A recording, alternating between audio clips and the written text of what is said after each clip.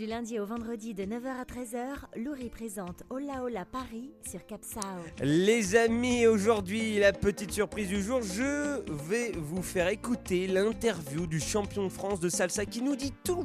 Il nous dit tout, toutes les petites techniques, comment on s'habille, bref, écoutez ça. Et il a aussi une école de salsa. Alors si vous voulez apprendre avec le champion de France de salsa, c'est pas donné à tout le monde quand même. Tu peux dire, ouais, moi mon prof c'est le champion de France de salsa. C'est la classe, non? Bon, écoutez-le, il a bien voulu répondre à mes questions. Voilà le petit interview et on se retrouvera après pour encore plus de musique caliente. C'est comme ça sur Capsao. Écoutez un petit peu. Bonjour, je suis avec Julien Cogordan, donc le fondateur et le responsable de l'école Salsa Nueva Paris. Alors, pas que le créateur et le fondateur, aussi champion de France. Alors oui, effectivement, champion de France de salsa en 2013 et récemment en 2014. Effectivement, il y a des compétitions annuelles pour évaluer les danseurs et donc c'est un moyen de se mettre en avant, quoi. La salsa, c'est un peu bon pour la drague. Non, je dirais quand même pas ça. Ah ouais? Non, je dirais pas ça. C'est une danse à deux, donc qui fait qu'on la danse en soirée et forcément ça favorise les rencontres. Mais c'est vraiment un cliché de dire que c'est une danse pour la drague. D'accord, mais ça favorise les rencontres, quoi. Ça ouvre un potentiel de rencontre énorme. Faramineux, évidemment. Non, mais c'est évident que, bien sûr, on rencontre des gens du sexe opposé, on danse avec, il y a un côté tactile, on partage la musique ensemble, on est dans un contact rapproché, tous les sens sont un peu plus en ébullition, évidemment, mais il faut dépasser aussi le cap de la technique de la danse à deux, parce que ce qui peut être un avantage, au départ, peut être un frein. Comme c'est quand même pas une danse facile, eh ben, il faut s'affranchir, on va dire, des pas de base, de la technique, des enchaînements pour que la fille ressente un confort. C'est toujours ça que la danseuse va rechercher. C'est que à partir du moment où elle se sent en confort, qu'elle va peut-être un peu plus s'abandonner. Pour un mec comme moi, admettons, qui veut débuter, tu lui conseilles quoi au début? Cours de salsa débutant.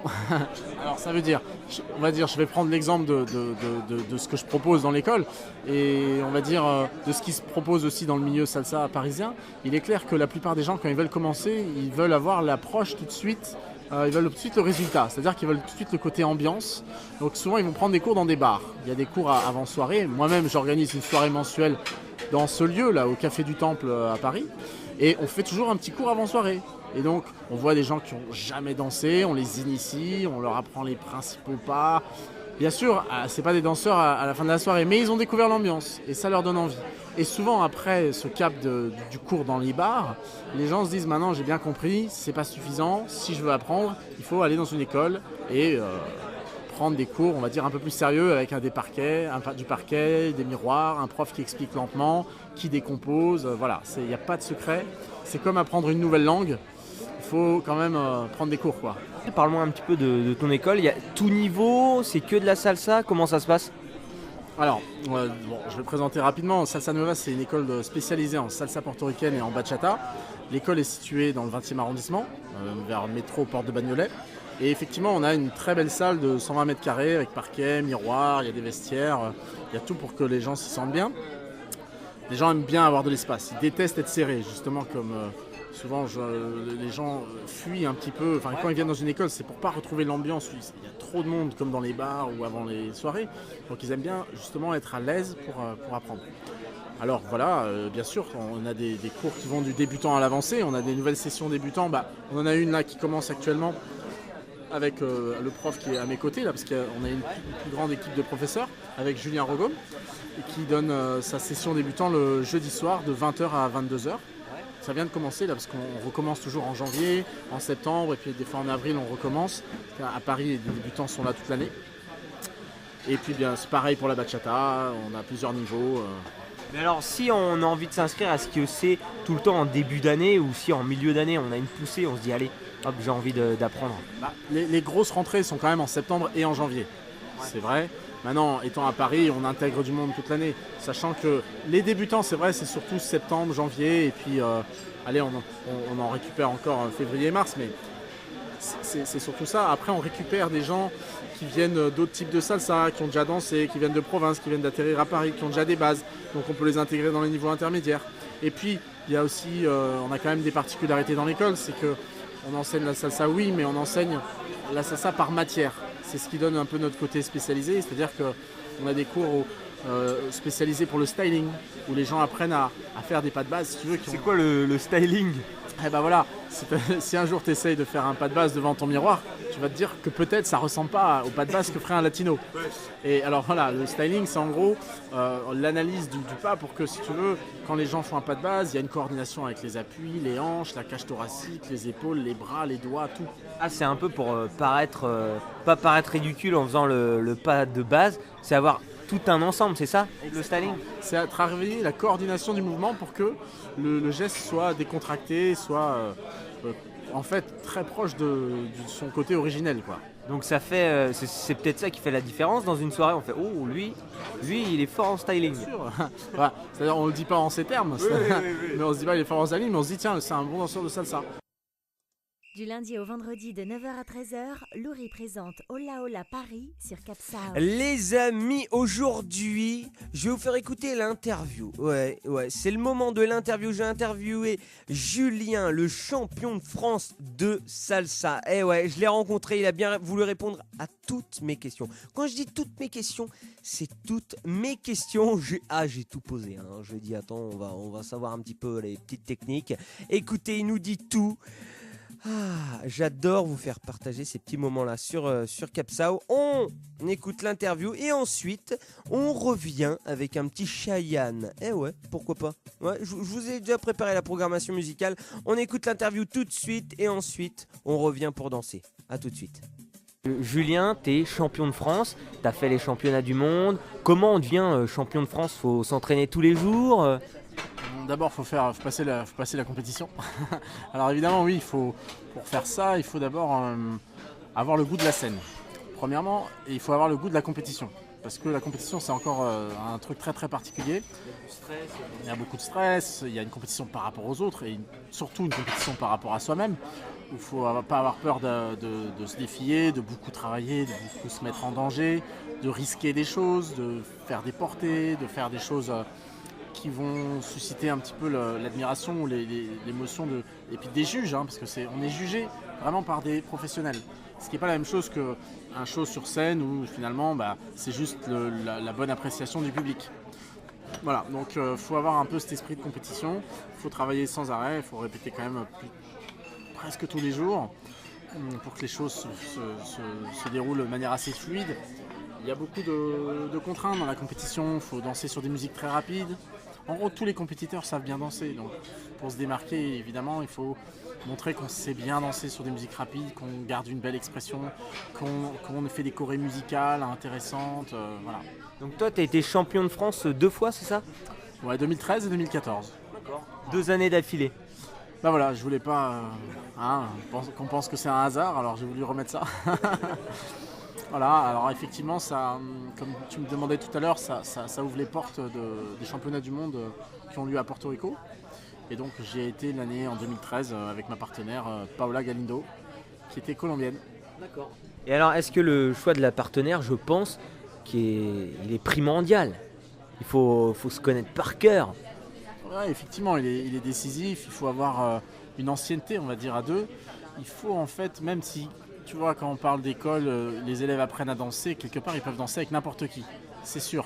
Donc plus on a un bon niveau, plus c'est vrai. Mais il faut, pour qu'il se passe quelque chose en fait sur scène, il faut qu'on sente que c'est pas, mettons, Julien et Tartampion qui va danser, mais c'est vraiment le couple en question qui vient. Il faut que nous, c'était Julien et Paola, il faut qu'on vienne proposer quelque chose, qu'on se dise tiens, quand c'est eux, il y a ceci, il y a cela. Et alors est-ce que souvent, c'est une question comme ça, est-ce que souvent les couples en salsa sont aussi couples dans la vie ou est-ce que ça aide ou pas? Alors, dois-je parler de mon expérience personnelle? Je sais pas. Non, alors on va dire, de toute façon c'est arrivé un peu à tous les bons danseurs de salsa. Et on est nombreux à avoir vécu quelque chose comme ça où on partage tout avec sa partenaire, où effectivement on danse ensemble. Dans tous les cas, c'est passionnant et dans tous les cas, c'est très dur. D'accord. C'est un peu comme lécher du miel sur une lame de rasoir. Ah ouais? Voilà, plus on s'investit, plus on en bave après. Mais est-ce qu'on danse mieux ou pas? on va plus loin, parce que voilà, on est obligé. Mais franchement, ça a beaucoup d'effets positifs et ça a aussi beaucoup d'effets pernicieux, quoi, parce que bien sûr, on a beaucoup moins peur de se dire les choses, donc on a moins de réserve finalement. Donc bon, en tout cas pour le couple, c'est difficile. D'accord, pour le couple c'est difficile, mais après pour la danse en elle-même c'est autre chose. Voilà, et puis il y a des gens qui arrivent, à très bien s'en sortir. Maintenant, en fait, c'est simple. C'est-à-dire, faut imaginer que quand tu danses à deux, tu portes ou non le fardeau de ton couple. Voilà. Ah, carrément. Si ton couple va bien, eh ben, tant mieux, ça rejaillit sur ta danse. Si ton couple est quelque chose tu vois, que tu portes, que tu traînes et tout, bah, évidemment, ça peut être un fardeau.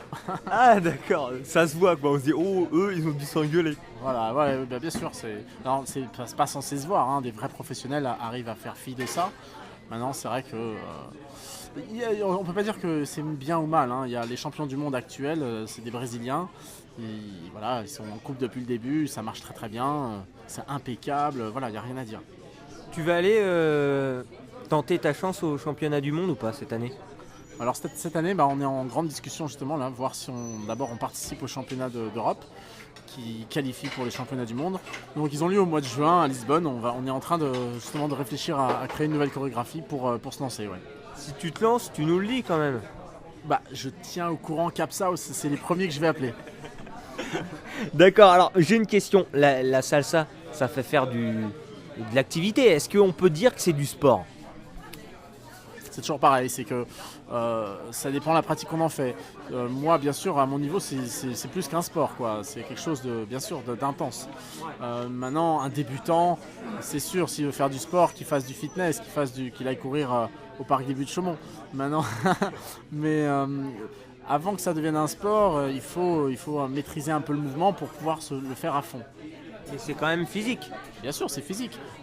La danse en général, c'est physique. La danse en général, d'ailleurs, c'est bien pour ça que la danse est toujours un petit peu partagée entre le ministère de la Culture et le ministère des Sports. Il y a bien sûr que la danse, c'est quelque chose il y a une esthétique dans le mouvement, qu'il n'y a pas forcément en sport toujours, mais il y a une activité, il faut avoir un corps qui est travaillé, quoi. D'accord, ouais, faut tenir le coup. Si on veut faire une soirée pendant des heures, faut être là, quoi. Ah, c'est-à-dire qu'effectivement, dans une soirée salsa, les gens, avant-après, ils vont perdre bien 500 grammes d'eau, ça c'est sûr. Alors qu'une activité cérébrale, on a beau réfléchir longtemps, on perd jamais 500 grammes. C'est vrai. Alors ma dernière question, si par exemple, moi demain j'ai une soirée salsa, tu me conseilles de m'habiller comment? C'est quoi les must-have, comme on dit, le truc qu'il faut avoir pour avoir la classe et être à l'aise, quoi? Alors c'est ça que j'allais te demander, c'est-à-dire que c'est toujours pareil, on s'habille en fonction de ce qu'on est capable d'assumer. Et ça, c'est pas vrai qu'en salsa, c'est vrai au quotidien. Et donc en salsa, c'est encore plus vrai parce que si tu veux, les gens qui dansent bien, qui dansent depuis longtemps, les artistes, eux au contraire ont tendance à ne pas hésiter à lésiner, si tu veux, sur le style, sur les attitudes, sur le style, voilà. Donc ils s'habillent des fois en veste, en costard, avec des belles chaussures, tout ça. Bon, après, monsieur, madame qui débute, au contraire, n'a pas trop envie d'être trop remarqué, trop vu. Donc, de manière générale, on peut dire que ça change pas tellement d'une autre soirée. Il n'y a pas de tenue excentrique comme on pourrait le penser. C'est parce que c'est des questions qu'on me demande souvent, ça. Et non, il n'y a pas de cliché, de robe rouge forcément à mettre, tu vois. C'est pas ça. La fille, elle n'a pas besoin de mettre sa robe rouge avec des talons, du rouge à lèvres rouge, non. Alors, elle n'a pas d'obligation, ça c'est sûr. Maintenant, nous, si tu me demandes ce que moi j'aime, c'est encore différent. D'accord. Et toi, tu t'habilles comment, par exemple? Alors, c'est vrai que moi j'ai pris une petite habitude là, c'est vrai de me mettre en costard, tu vois, pour retrouver un peu l'esprit à l'ancienne, des danseurs de mambo. Mais il n'y a pas de règle, je peux venir très bien en débardeur, avec une veste en jean, tu vois. L'idée c'est quand même d'être confortable dans ses habits pour bien danser. Parce que tu vois, on danse pas de la même manière selon comment on est habillé. Ouais, si tu es en costard, tu vas pas avoir la même amplitude de mouvement que si tu es en débardeur. Tu vas pas avoir le même look, donc tu vas pas te présenter de la même manière, tu vois. Donc ça a quand même une petite importance. Ça a une importance considérable. On est sur la danse, c'est le culte de l'image quand même. Donc par le mouvement, si tu veux, par les habits, on véhicule quelque chose, tu vois. Et au championnat de France que tu as gagné l'année dernière, tu étais habillé comment? Alors là, c'est encore très très différent pour le coup. C'est des tenues spéciales pour les shows où le but, effectivement, est de briller, en fait, hein, et d'en mettre plein la vue sur tout ce qu'on peut. Sur le maquillage, sur la coupe de cheveux, sur les fringues, sur les chaussures, voilà. Et puis sur l'adéquation avec la tenue de la partenaire. Donc j'étais habillé, oh là, c'est pas facile à décrire, hein. Ça brillait? Ah, ça brillait. Il y avait des strass, il y avait du brillant, il y avait du flashy, c'est sûr. Est-ce que tu as mis des paillettes sur ton visage? Non, alors non, s'il te plaît. Non, c'est plus pour les danseuses, ça. Ah bon? Ouais, non, tout ce qui est paillettes, tout ce qui est... Les garçons s'habillent, mais et en général, dans la danse à deux, le garçon garde une sobriété par rapport à la danseuse, qui, elle, justement, est si tu veux, la personne qu'on met en avant. C'est ça. Tu t'étais maquillé quand même? Ah, un petit peu, un petit fond de teint. Faut voir que je danse avec des Colombiennes, donc avec une Colombienne qui était beaucoup moins pâle que moi. D'accord. Disons comme ça. D'accord, bah écoute, merci d'avoir répondu à mes questions. Écoute, merci à toi, merci à Radio Capsao pour cette interview et j'espère à bientôt. À bientôt.